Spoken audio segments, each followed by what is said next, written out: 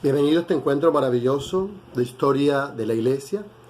Mi nombre es James Enrique Romero, presbítero de la Iglesia Una, Santa, Católica y Apostólica de la Diócesis de Valledupar, Monseñor Oscar José de Legizaza, párroco de San Roque y especialista en Historia y Arte de la Universidad Gregoriana de Roma.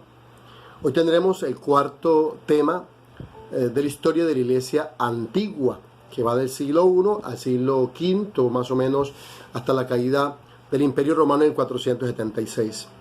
En ese cuarto tema vamos a hablar un poquito, resumidamente, de la vida de la iglesia primitiva.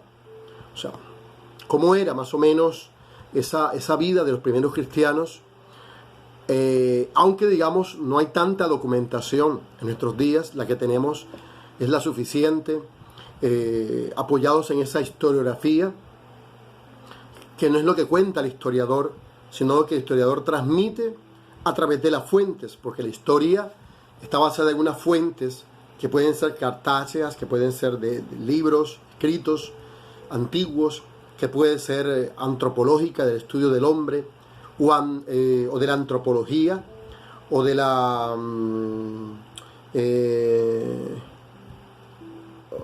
también del arte, de las catacumbas, en fin, hay muchas fuentes que nos ayudan a conocer un poquito cómo era la vida de los primeros cristianos. Y me refiero a la vida, a su estructura, a su conformación y a su celebración.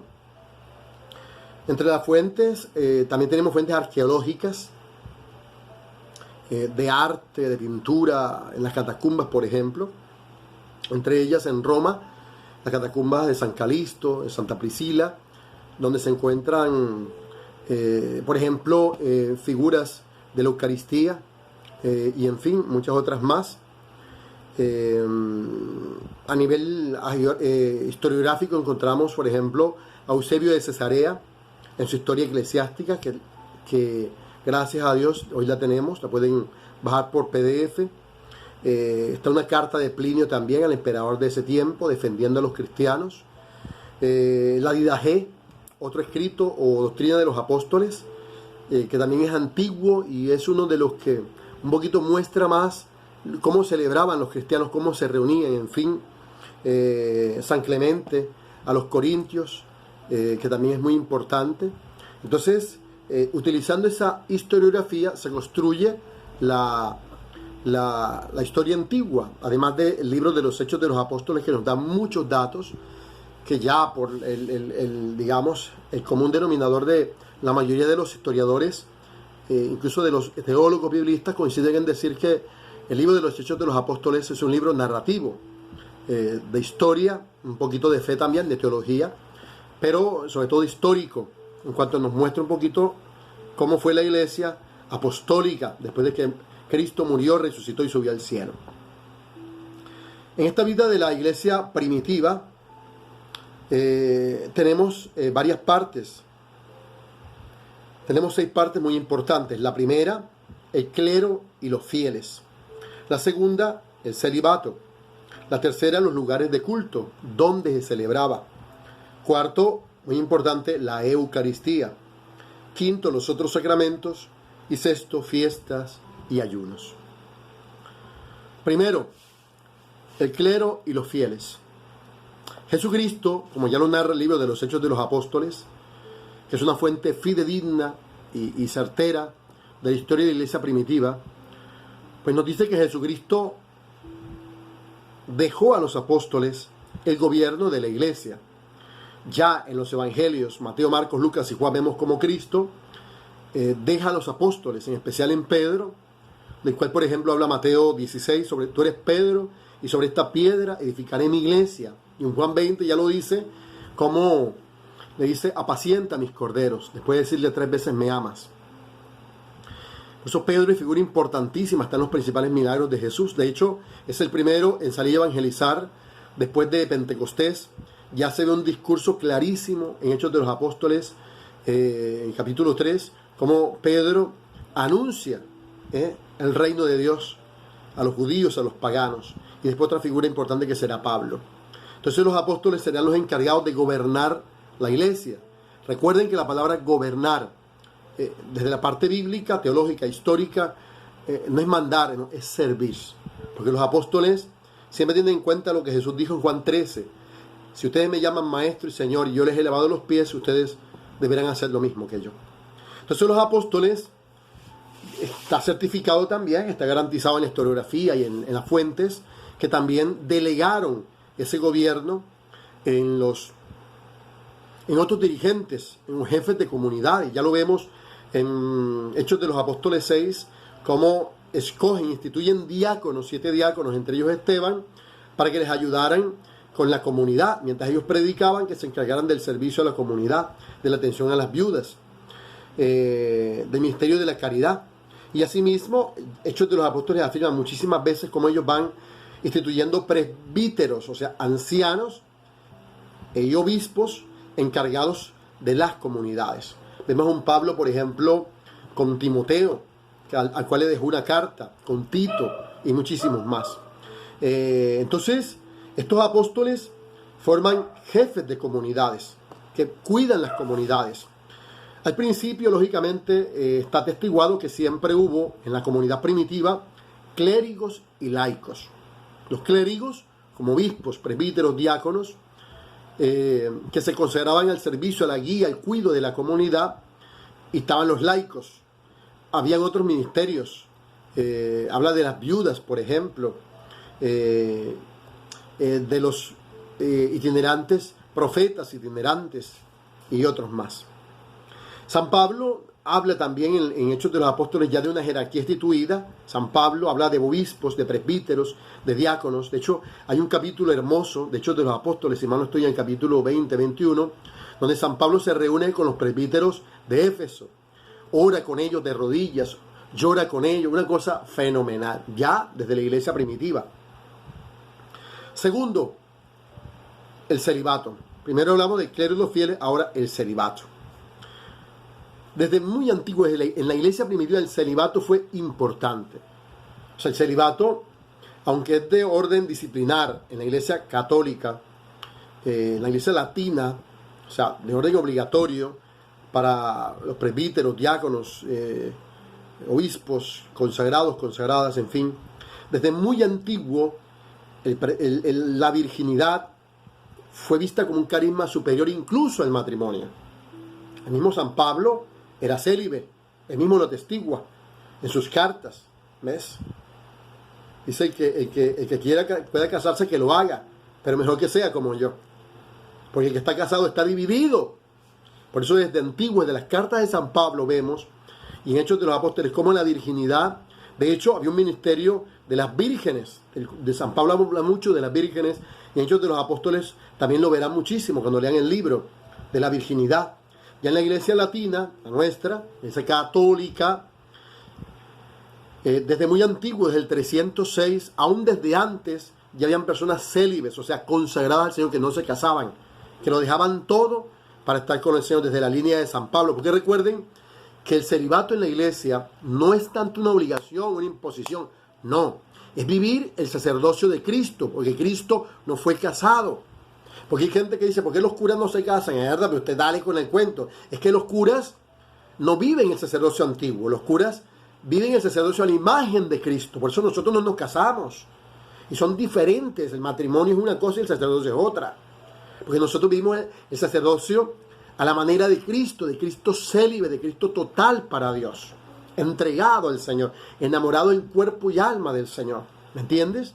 Por eso la virginidad siempre se vio como algo sagrado. Y el celibato desde el 306 con el concilio de Elvira, que fue en una parte de España, lo que hoy es España, un concilio zonal. Desde ahí ya se comenzó a ver el celibato como un don para la iglesia. Ya en Trento, en 1545, se le dio más fundamentación y en fin, hoy el celibato es considerado el mayor don que tiene la iglesia, lógicamente después de la Eucaristía, y que es obligatorio para obispos, presbíteros y diáconos. Pero repito, es un don de la iglesia, porque el presbítero, el sacerdote, el obispo, el diácono viven a la manera de Cristo célibe, totalmente consagrado al Señor.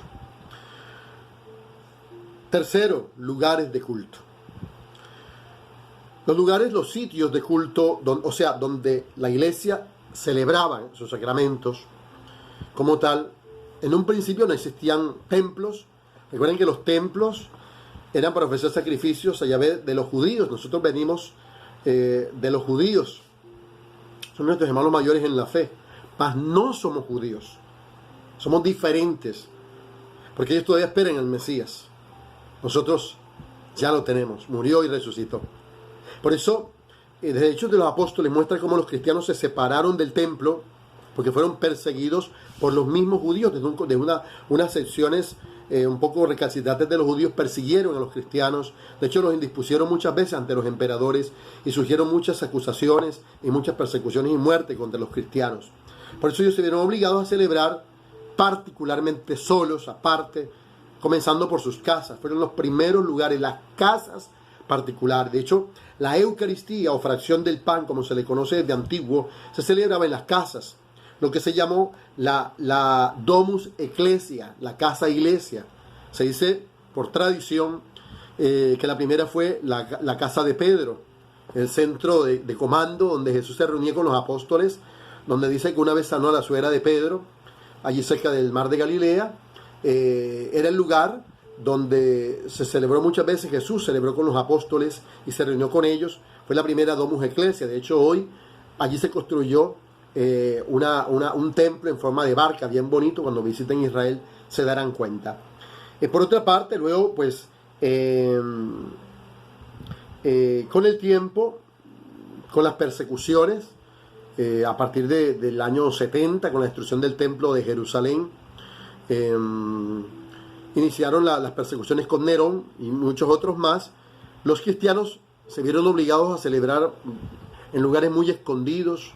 En algunas ocasiones celebraban en las catacumbas, la de San Calixto y otras más, que eran como cuevas subterráneas donde enterraban eran cementerios de ese tiempo. No todos, lógicamente, eran especiales, las catacumbas debajo de tierra, porque recuerden que para los judíos el muerto era impuro. Entonces, allí pues se dice que se celebraban muchas veces los sacramentos y algunas casas particulares a escondidas. Hasta que, bueno, ya con Constantino, a partir del 313, ya antes incluso, habían pequeños templos construidos, después las basílicas, en fin. Cuando ya la iglesia cristiana fue un poquito más libre de convocarse, de reunirse, ya lo que llamamos hoy templos se comenzaron a construir a partir del siglo III más o menos, siglo IV en adelante, y las grandes basílicas que tenemos hasta hoy. Pero antes, lógicamente, fue en secreto por la persecución. El cuarto tema, la Eucaristía, pues era el centro del culto de la iglesia primitiva. Porque recuerden que la Eucaristía, como dice Génesis en el capítulo 14, que el sacerdote Melquisedec ofreció pan y vino al Dios de la vida con Abraham, la Eucaristía es el centro y culmen de la vida cristiana. O sea, como lo dice el Concilio Vaticano II. Por lo tanto, siempre la Eucaristía ha sido el centro. ¿Por qué? Porque Jesús la instituyó. Ninguno puede negar que la Eucaristía fue instituida por Jesucristo. Mateo, capítulo 26. Lucas, capítulo 22. Marcos, 14. Juan, capítulo 6 del curso del pan de vida. 1 Corintios, en el capítulo 11. Hechos de los Apóstoles, que habla muchas veces de la fracción del pan por las casas. Porque la Eucaristía es donde Cristo realmente está presente en cuerpo, alma y divinidad. Por eso fue el centro del culto y siempre estuvo presidida por los apóstoles, por los presbíteros, en fin, los obispos que estuvieron al frente de ella. La tradición habla de que más o menos hasta el año 100 se celebraba en las mañanas. Hasta el año 100 más o menos, alguna corriente de la historiografía habla de la celebración matinal en la mañana. Ya después con el tiempo pues se pasó a la tarde o al horario que tenemos hoy. Y las partes de la Eucaristía, liturgia de la palabra y liturgia de la Eucaristía, siempre estuvieron tal cual. De hecho, Justino, en su primera apología, cuando habla de la Eucaristía, ojalá la leyeran, ese escrito bellísimo que es del siglo II, se darán cuenta cómo la menciona casi tal cual como la tenemos hoy. Que ha habido una evolución, sí, pero la Eucaristía siempre ha sido la misma. De hecho, desde antiguo se habla de las lecturas del Antiguo Testamento, de las epístolas, del Evangelio, de la homilía, de la ofrenda del pan y el vino, de la oración, de la consagración y de la comunión. ¿Ves? Hasta el viático, llevarle a aquellos que no participaban en carne y hueso de ese momento. Entonces la Eucaristía siempre ha sido fundamental. Ya sería tema de otro costal aparte, hablar de la historia de la Eucaristía, que es muy bonito, ya en otro momento lo veremos.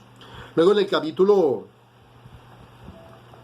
el quinto tema, los otros sacramentos, tenemos el bautismo, siempre lo hubo. La carta la Didache habla muy bien del bautismo por inmersión, en el nombre del Padre, del Hijo y del Espíritu Santo. Está claro que siempre hubo el bautismo. Hechos de los Apóstoles habla del bautismo en las comunidades cristianas. La confirmación siempre en Occidente presidida por el obispo en la iglesia primitiva. La imposición de las manos, la transmisión del Espíritu Santo, aparte del bautismo. La confesión, primero pues en comunidad, en pequeña comunidad pública, en la comunidad, delante del obispo, los presbíteros lógicamente en la comunidad, con su penitencia. Desde muy antiguo se habla, el catecismo de la Iglesia Católica lo explica muy bien. El orden, imposición de las manos para consagrar a un nuevo apóstol, a un obispo. Desde antiguo siempre el rito de la imposición de las manos. Por ejemplo, en el capítulo 1, la elección del último de Matías, el que reemplazó a Judas Iscariote, que se ahorcó. Entonces siempre el orden ha estado instituido en la iglesia. La consagración de obispos, de presbíteros. El matrimonio siempre ha sido indisoluble. La iglesia primitiva, los contrayentes delante del obispo. Y la extrema unción, o el sacramento de la unción de los enfermos, que es muy importante, y que ya la carta a Santiago dice en el capítulo 5, hay algún enfermo, llamen al presbítero para que unja al enfermo con la oración, reciba la sanidad. Y al último, fiestas y ayunos. Vemos desde la iglesia primitiva cómo era muy importante el domingo, el primer día de la semana, día de la nueva creación, Cristo que ha resucitado. Ese día celebraban la Eucaristía, la Pascua de Resurrección. Era importante para ellos también, que se comenzó a celebrar desde el siglo II, III. Pentecostés fue parte importante en las fiestas de la iglesia primitiva, al igual que la Epifanía. Ya en el siglo IV se instituyó la Navidad, y desde muy antiguo, desde las persecuciones, siglo II, los aniversarios de los mártires en su propia tumba eran muy importantes como una fiesta para la comunidad. Y los ayunos miércoles y viernes, que era algo sagrado para ellos, como un signo de penitencia y un signo de amor a Jesús. Por eso, miren lo importante que es este cuarto tema de la vida primitiva, del clero, de los fieles, del celibato, de los lugares de culto, de la Eucaristía, de los otros sacramentos y de las fiestas y ayunos. Apoyados en las fuentes arqueológicas, cartáceas, del arte, de la antropología, que nos brinda la historia, y que ya he mencionado al comienzo de este video, que nos ayudan cada día a profundizar más en la vida de la comunidad primitiva. Lógicamente esto es un resumen, ¿oyeron? Ustedes deben ya profundizar. Cualquier pregunta me la hacen por acá y yo se las puedo responder con muchísimo gusto. Me la dejan en el video debajo, y les invito a seguir estudiando y enamorándonos de la historia de la iglesia primitiva. Padre nuestro, estás en el cielo, santificado sea tu nombre. Venga a nosotros tu reino, hágase tu voluntad en la tierra como en el cielo. Danos hoy nuestro pan de cada día. Perdona nuestras ofensas, como también nosotros perdonamos a los que nos ofenden. No nos dejes caer en la tentación y líbranos del mal. Dios te salve María, llena eres de gracia. El Señor es contigo. Bendita eres entre todas las mujeres. Bendito es fruto de tu vientre Jesús. Santa María, Madre de Dios, ruega por nosotros pecadores, ahora y en la hora de nuestra muerte. Amén. Y la bendición de Dios Todopoderoso, Padre, Hijo y Espíritu Santo, descienda sobre ustedes y permanezca para siempre. Una feliz jornada. Ama a tu iglesia, una santa, católica y apostólica. Nospe.